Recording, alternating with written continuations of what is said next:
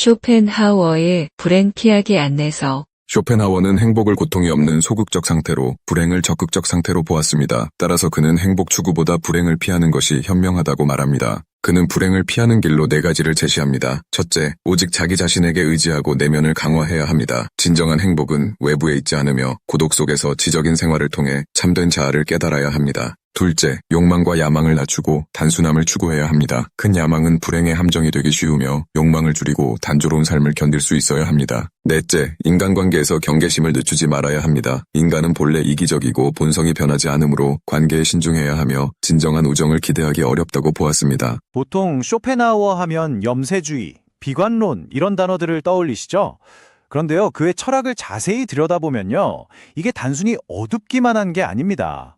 오히려 인생의 고통을 정면으로 마주하고 그걸 헤쳐나갈 아주 현실적인 지혜가 담겨 있어요. 그래서 오늘은 쇼펜하우어가 우리에게 제안하는 불행 피하기 안내서를 한번 같이 펼쳐보려고 합니다. 자, 이런 질문으로 한번 시작해 볼까요? 우리는 늘 행복해지려고 애쓰잖아요. 그런데 혹시 그 행복을 쫓는 행동 자체가 우리를 더 불행하게 만드는 건 아닐까요? 쇼펜하우어는 바로 이 지점에서부터 이야기를 시작합니다. 쇼펜하우어가 인간의 삶을 어떻게 봤는지 이 문장이 아주 정확하게 보여주는데요. 젊을 때는 행복을 향해 달려가지만 결국 인생의 본질은 고통이라는 걸 깨닫게 된다는 거죠. 좀 냉정하게 들리지만 이게 바로 그의 철학이 출발하는 대전제입니다. 자, 그럼 먼저 쇼펜하우어는 도대체 왜 인생이 근본적으로 고통으로 가득 차 있다고 봤는지 그 진단부터 한번 자세히 들어보겠습니다. 쇼펜하우어 철학의 핵심 개념 중 하나가 바로 이 삶의 시계추입니다. 이게 뭐냐면요, 인간의 삶이란 게 결국 시계추처럼 2가지 상태 사이를 왔다 갔다 한다는 거예요. 한쪽은 무언가를 갖지 못해서 괴로운 욕망의 상태, 다른 한쪽은 그걸 막상 갖고 나니 찾아오는 권태와 허무함.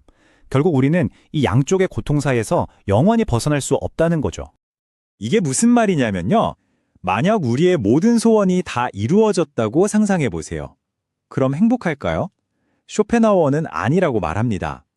오히려 그 끝을 알 수 없는 지루함, 즉 권태 때문에 미쳐버릴 거라는 거죠. 역설적이게도 무언가를 향해 노력하고 애쓰는 그 고통 자체가 우리를 살아가게 하는 힘이라는 겁니다.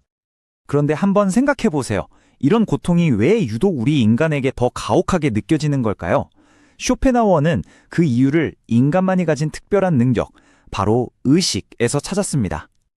이 표를 보시면 그 차이가 확 들어오죠. 동물은 그냥 지금 여기를 살아요. 그런데 인간은 어떻습니까? 지나간 과거를 곱씹으며 후회하고 아직 오지도 않은 미래를 걱정하며 불안해하죠. 심지어 언젠가 죽는다는 사실까지 알고 있어요. 결국 우리를 특별하게 만드는 이 뛰어난 지성이 우리에게 더 큰 고통의 짐을 지운 셈입니다. 여기서 끝이 아닙니다. 쇼펜하우어는 인간관계에서 오는 고통까지도 아주 신랄하게 파고드는데요. 이 인용구 좀 뜨끔하지 않으세요? 좀 불편하지만 어딘가 솔직하게 들리기도 하죠. 그는 인간 본성의 이기심을 이렇게 적나라하게 드러냅니다. 그러니까 쇼펜하우어가 보기엔 이렇다는 겁니다. 우리는 누군가를 처음 만나면 이 사람이 나한테 쓸모가 있을까? 부터 본능적으로 따지고요. 심지어 친구 사이에도 시기심이나 친구의 불행을 보고 안도하는 마음이 숨어 있다는 거죠. 왜냐하면 모든 인간은 결국 자기 자신을 세상의 중심으로 생각하는 지독한 이기주의자이기 때문입니다. 이게 그가 본 인간관계의 민낯이었어요. 자, 여기까지 들으면 너무 암울하죠? 그럼 어쩌라는 거지? 싶으실 거예요. 하지만 쇼펜하우어는 이렇게 진단만 내리고 끝내지 않았습니다. 이 고통스러운 삶을 그래도 어떻게든 견뎌낼 수 있는 나름의 처방전을 제시합니다. 핵심은 이거예요. 목표를 바꾸는 겁니다. 뜬구름 잡는 것 같은 행복을 좇지 말고 대신 고통을 피하는 것에 집중하라는 거죠. 쇼펜하우어가 진짜로 추구했던 건 막 기쁘고 환희에 찬 상태가 아니라 고통이 없는 고요한 상태, 바로 마음의 평온이었습니다. 아이러니하게도 행복을 좇기를 멈출 때 비로소 우리는 불행에서 조금이나마 멀어질 수 있다는 겁니다. 그가 제시하는 평온에 이르는 길은 딱 4가지로 정리되는데요. 바로 이겁니다. 야망 낮추기, 내면 세계 가꾸기, 고독 받아들이기, 그리고 단조로움 견디기. 아주 명확하죠? 하나씩 한번 살펴볼까요? 첫 번째, 야망을 낮추라는 건데요. 아니, 야망이 있어야 성공하는 거 아닌가 싶으시죠? 쇼펜하우어는 거대한 야망이 결국 끝없이 채워지지 않는 욕망을 자극해서 우리를 더 큰 결핍과 고통으로 몰아넣는 함정이 된다고 봤습니다. 기대가 크면 실망도 큰 법이니까요. 두 번째는 내면 세계를 가꾸는 겁니다. 한번 생각해 보세요. 돈, 명예, 다른 사람들이랑 평판? 이런 외적인 것들은 언제든 사라질 수 있잖아요. 하지만 내 안에 쌓은 지성이나 인격, 예술을 즐길 줄 아는 감수성 같은 건 누구도 빼앗아갈 수 없죠. 이게 바로 나만의 영원한 자산이라는 뜻입니다. 그럼 그 내면 세계는 어떻게 가꿀 수 있을까요? 그 답이 바로 세 번째 단계, 고독을 받아들이는 겁니다. 우리는 다른 사람들과 함께 있을 때 어쩔 수 없이 사회적인 가면을 쓰게 되잖아요. 쇼펜하우어는 오직 혼자 있을 때만이 타인의 시선에서 벗어나 진짜 내 모습을 마주하고 내면의 목소리에 귀 기울일 수 있다고 믿었습니다.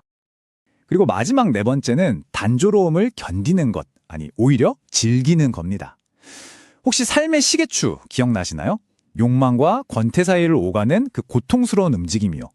쇼펜하우어는 바로 여기 보이는 독서, 음악 감상, 사색 같은 소박하고 조용한 활동으로 가득 찬 삶이야말로 그 시계추의 진자운동을 멈추게 할 유일한 방법이라고 봤습니다. 자, 이제 쇼펜하우어 철학의 정말 하이라이트라고 할 수 있는 부분입니다. 그가 생각했을 때 우리 마음의 평화를 가로막는 가장 결정적인 장애물은 과연 무엇이었을까요? 쇼펜하우어가 지목한 불행의 가장 큰 원인, 그건 바로 남의 시선이었습니다.